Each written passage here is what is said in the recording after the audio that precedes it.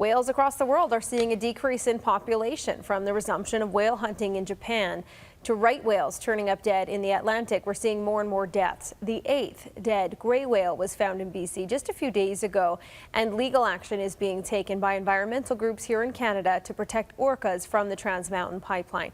Danielle Smith from Global News Radio 770 CHQR joins us with more on this one. What are you looking at on your show around this today, Danielle? Well, we're going to talk to a whale expert about where we should be concerned. It's sort of interesting to put it into context. When you go back into the 60s, for instance, there were over 60,000 whales per year that were being harvested, and it used to be a source of food. 200,000 tons per year were being eaten. That has gone dramatically down because of an international moratorium on whale hunting. And so now not only has the industry moved on, but also consumer tastes have moved on. So it was a bit of a surprise to see that Japan has decided that they're going to restart the whale industry.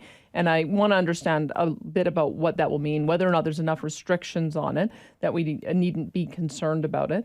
But in addition to that, with the whales dying off both the east and the west coast, as well as a new legal challenge to Trans Mountain, we're going to because of the southern orca whale population. I want to understand where these animals really are under stress, because clearly, if you look at it today, where there's barely any harvesting at all versus 60,000 per year back several decades ago, you would imagine that many of the populations have recovered. So I think it's time for a bit of a check-in, but also see what we know about why it is these animals are dying, what is putting them under distress, and what kind of mitigation measures can be put into place to prevent it. It should be an interesting conversation, an important one too. Thanks for this, Danielle. Yeah, thank you. You can listen to Danielle's show at 9:30 on Global News Radio.